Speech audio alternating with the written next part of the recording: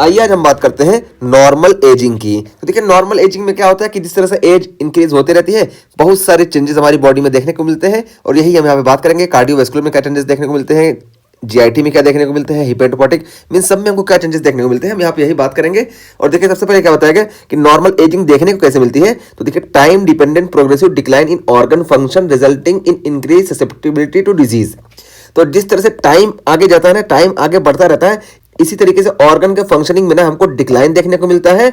और ऑर्गन के फंक्शनिंग में जो हमको डिक्लाइन देखने को मिलता है ना, इसी वजह से हमको डिजीज की ससेप्टिबिलिटी जो होती है ये ज्यादा देखने को मिलती है, क्योंकि हमारे इम्यून सिस्टम वगैरह अच्छे से काम नहीं करेंगे। ठीक है, इसी वजह से ना जिसकी एज जितनी ज्यादा होती है हम देखते हैं कि उसकी इम्यूनिटी वगैरह उतनी कमजोर होती है, बीमारी उसको उतनी ज्यादा ही लगती है। तो यहाँ पे हम देखेंगे सब में क्या क्या चेंजेस आते हैं। ठीक, अब ये देखिए नॉर्मल एजिंग देखने को क्यों मिलती है। तो यहाँ पे देखिए जेनेटिक कंडीशन भी होती है, जैसे हमारे बॉडी में मालूम है टीलोमरेज होता है। ठीक है, और ये टीलोमरेज क्या करता है, सेलुलर एजिंग को इनहिबिट किया रहता है। ठीक है, तो सेलुलर एजिंग को इनहिबिट किया रहता है, इसी वजह से इसको हम इमोर्टेलिटी जीन भी बोलते हैं।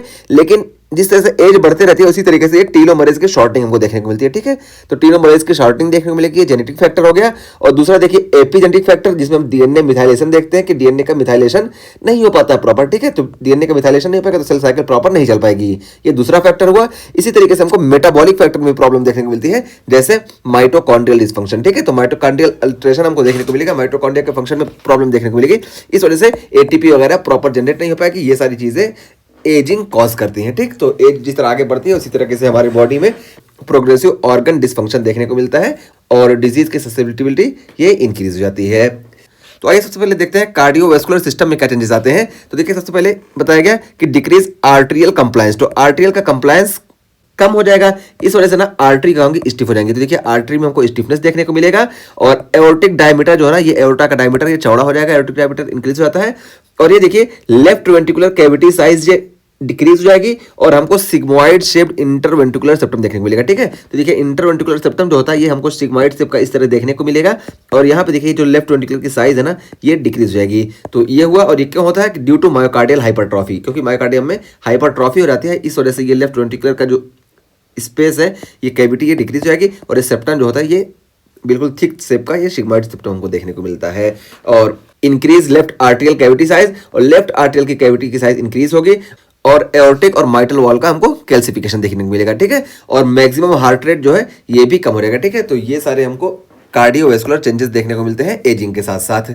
अब हम बात करते हैं गैस्ट्रोइंटेस्टाइनल क्या चेंजेस देखने को मिलेंगे। तो देखिए लोअर स्फिंक्टर टोन जो है, ये लोअर स्फिंक्टर टोन कि लोअर स्फिंक्टर टोन हमको डिक्रीज देखने को मिलेगी। और देखिए डिक्रीज गैस्ट्रिक म्यूकोसल प्रोटेक्शन, तो गैस्ट्रिक म्यूकोसल प्रोटेक्शन हमको कम देखने को मिलता है। और डिक्रीज कॉलोनिक मोटिलिटी, तो ये कॉलोनिक मोटिलिटी वगैरह जो होती है ये सब कम हो जाती है। ठीक है, तो धीरे धीरे जीआईटी का फंक्शन भी धीरे धीरे स्लो होने लगते हैं। और हिमेटोपोइटिक में हम बात करें तो देखिए यहाँ पे बोन मैरो मास ये जो होता है ये कम हो जाता है और यहाँ पे बोन मैरो की जगह को ले लेता है फैट। ठीक है, तो बोन मैरो का मास कम हो जाता है, इसको ऑक्यूपाई कर लेता है बोन मैरो फैट।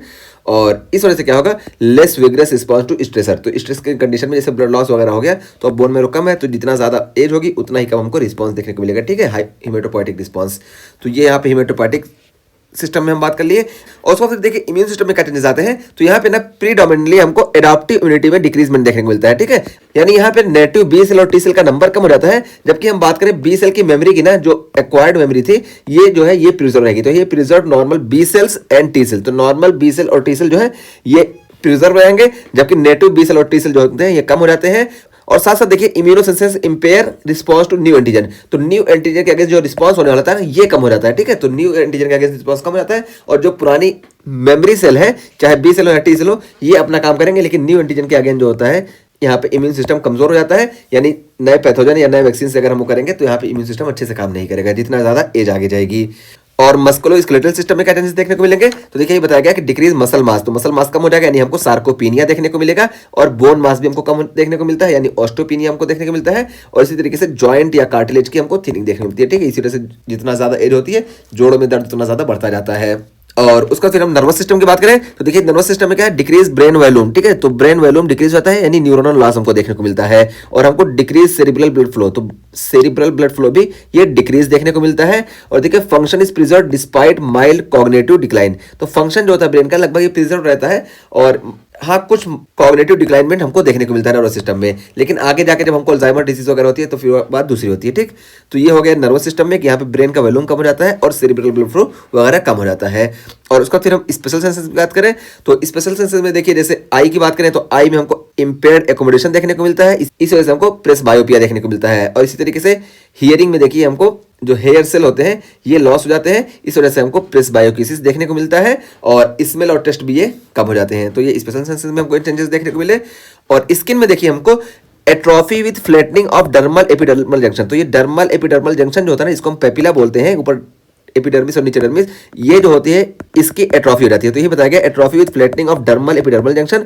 तो डर्मल और एपिडर्मल की जो पेपिला थे इसकी हमको फ्लैटनिंग देखने को मिलेगी और decrease dermal collagen and decrease elastin, ठीक है। तो डर्मल कोलेजन और इलास्टिन जो होते हैं ये कम हो जाती है। इसी वजह से ना हमको देखिए जितना ज़्यादा एज होती है उतना ज़्यादा रिंकल्स और स्नाइल परपरा वगैरह देखने को मिलते हैं, ठीक है। इसी के साथ साथ हमको स्वेट ग्लैंड कम देखने को मिलती है, इस वजह से हीट स्ट्रोक का चांस बहुत ज़्यादा होता है, क्योंकि स्वेट ग्लैंड का काम क्या होता है कि ये हीट लॉस करती है। तो स्वेट ग्लैंड कम हो जाती है, इस वजह से हीट स्ट्रोक का चांस ज़्यादा होता है। और सबीसियस ग्लैंड कम हो जाती है, इस वजह से हमको जीरोसिस क्यूटिस देखने को मिलता है। तो ये सारे हमको स्किन में ओवरऑल चेंजेस देखने को मिलते हैं। और स्किन में देखिए हमको दो तरह की एजिंग देखने को मिलती है, एक इंट्रिंसिक एजिंग जिसको हम क्रोनोलॉजिक एजिंग बोलते हैं और एक एक्सट्रिंसिक एजिंग जिसको हम फोटो एजिंग बोलते हैं, ठीक है। तो देखिए इंट्रिंसिक एजिंग जो अपने आप अंदर से होती है, तो इंट्रिंसिक एजिंग में क्या होगा कि decrease biosynthetic capacity of dermal fibroblast. तो डर्मल फाइब्रोब्लास्ट के कोलेजन और फाइब्रोब्लास्ट वगैरह सिंथेसिस करने की कैपेसिटी कम हो जाती है, तो ये हो गया इंट्रिंसिक एजिंग, इस वजह से हमको ये रिंकल्स वगैरह देखने को मिलता है। लेकिन एक्सटेंसिक एजिंग क्या होती है कि यहाँ पे देखिए degradation of dermal collagen and elastin from sun exposure, ठीक है। तो ये जो डर्मल कोलेजन और इलास्टिन है ना, इसका डिग्रेडेशन होने लगता है। और क्यों होता है? ये सन एक्सपोजर की वजह से होता है। और सन एक्सपोजर से देखिए यूवीए रेज जो होती है ये इस डर्मल कोलेजन और इलास्टिन का डिग्रेडेशन करने लगती है। फिर ये क्या होता है, degradation product accumulate in dermis. फिर ये डिग्रेडेशन प्रोडक्ट जो होता है ये डर्मिस में एक्यूमुलेट होने लगता है और इसी को हम बोलते हैं सोलर इलास्टोसिस, ठीक है। तो हमको सोलर इलास्टोसिस यहाँ पे देखने को मिलता है, ठीक। तो यहाँ पे देखिए हम इंट्रिंसिक में बताया कि यहाँ पे जो होता है पर्सन की सिंथेटिक कैपेसिटी ही खत्म हो जाती है, तो ये तो इंट्रिंसिक हुआ। लेकिन बाहर से यहाँ पे देखिए सन एक्सपोजर वगैरह की वजह से जो हुआ, तो इसको हम एक्सटेंसिक बोलते हैं। और एक्सटेंसिक की वजह से यहाँ पे देखिए डर्मल कोलेजन और इलास्टिन ये लॉस हो जाते हैं, जबकि यहाँ पे सिंथेसिस नहीं हो रहा है, तो ये हमारा इंट्रिंसिक हो गया। और उसका फिर हम बात करें रीनल की। रीनल में नेफ्रॉन्स कम हो जाएंगे। जब नेफ्रॉन्स कम होंगे तो हमको ग्लोमेरुलर फिल्ट्रेशन रेट कम देखने को मिलेगा और देखिए हमको रीनल ब्लड फ्लो भी कम देखने को मिलता है। और जब ये दोनों कम देखने को मिलेंगे तो हार्मोनल फंक्शन जो है किडनी का, इरिथ्रोपोइटिन वगैरह सिक्रीट करना, ये भी कम हो जाएगा। और इसी तरीके से वाइडिंग डिसफंक्शन हमको देखने को मिलेगा, यानी यूरिनरी इनकॉन्टिनेंस, ये रीनल प्रॉब्लम में हमको देखने को मिलता है, ठीक। और उसके बाद हम रिप्रोडक्टिव फंक्शन में बात करें तो देखिए मेल में टेस्टिकुलर एट्रोफी देखने को मिलती है। और जब टेस्टिकुलर एट्रोफी हो गई थी इसकी वजह से स्पर्मेटोजेनेसिस कम हो जाएगी और प्रोस्टेट का इनलार्जमेंट देखने को मिलता है। इसी तरीके से स्लोअर इरेक्शन या इजैकुलेशन जो होता है ये स्लो हो जाता है। और लॉन्गर रेफ्रेक्टिव पीरियड जो होती है ये लॉन्गर हो जाती है, यानी देखिए एक बार क्वाइटस के बाद जो दोबारा क्वाइटस का जो पीरियड होता है, इस बीच के जो पीरियड होती है इसको हम रेफ्रेक्टिव पीरियड बोलते हैं, ठीक है। तो ये नॉर्मल से ज्यादा हो जाती है मेल्स में और less pronounced decrease in libido as compare to female. और देखिए लिबिडो की बात की जा रही है कि लिबिडो ना ये फीमेल्स में ज्यादा ही कम देखने को मिलता है। मेल में लिबिडो कम देखने को मिलेगा, लेकिन फीमेल के मुकाबले मेल में लिबिडो का जो कम होना ये उतना ज्यादा माने नहीं रखता, ठीक है। यानी फीमेल में लिबिडो ज्यादा कम देखने को मिलता है और मेल में कम देखने को मिलता है। तो ये चीज यहाँ पे बता दी गई। और ये देखिए फीमेल में क्या है कि वल्वो वजाइनल एट्रोफी हमको देखने को मिलेगी, वजाइनल शॉर्टिंग देखने को मिलती है और वजाइनल थिनिंग और ड्राइनेस ये सब देखने को मिलता है। और पीएच इंक्रीज हो जाता है, क्योंकि यहाँ पे ड्यूटेरियन बेसिलाई प्रेजेंट होते हैं रिप्रोडक्टिव एज में, लेकिन एज जितनी ज्यादा होती है बेसिलाई कम होते रहते हैं, इस वजह से पीएच यहाँ पे इंक्रीज हो जाएगा। और देखिए क्या है, due to decrease oestrogen from exhaustion of ovarian follicles हमको मेनोपॉज देखने को मिलता है, ठीक है। तो जब सारे फॉलिकल्स खत्म हो जाते हैं तो हमको मेनोपॉज देखने को मिलता है। बताएं कि मेनोपॉज से 47 या 51 की एज में देखने को मिलता है, ठीक है। तो इंडियन पाकिस्तान सब कंट्रीज में ये 47 वाला फॉलो होता है और ओवरऑल ये 51 वाला फॉलो होता है, ठीक। तो ये हमको मेनोपॉज देखने को मिलता है और मेनोपॉज हम बताया कि ये जो फॉलिकल्स होते हैं ये खत्म हो जाते हैं, इस वजह से देखने को मिलता है। और फिर हम लास्ट में बात करते हैं रेस्पिरेटरी की। तो देखिए रेस्पिरेटरी में इंक्रीज लंग कॉम्प्लायंस, तो लंग कॉम्प्लायंस इंक्रीज आता है, यानी लंग की इलास्टिक कैपेसिटी जो है वो कम हो जाएगी। तो देखिए इलास्टिक रिकॉइल लंग का कम हो जाएगा, लंग्स का कॉम्प्लायंस बढ़ जाएगा। और decrease chest wall compliance, chest wall का कॉम्प्लायंस डिक्रीज हो जाएगा, ठीक है। तो जब चेस्ट वॉल का कंप्लायंस डिक्रीज हो गया इसका मतलब क्या हुआ कि स्टिफनेस हमको देखने को मिलेगी, ठीक। क्योंकि देखिए चेस्ट वॉल बाहर खींचता था ना, तो चेस्ट वॉल का बाहर खींचना काम था, लेकिन अब चेस्ट वॉल बाहर नहीं खींच पाएगा, इस वजह से चेस्ट वॉल अंदर आ जाएगा, इस वजह से हमको स्टिफनेस देखने को मिलेगी। और देखिए लंग्स का क्या काम था कि लंग्स अंदर कॉइल होना चाह रहा था, अब लंग्स कॉइल नहीं होगा बल्कि लंग्स की कंप्लायंस ये बढ़ जाएगी, तो ये हमको लंग्स में देखने को मिला।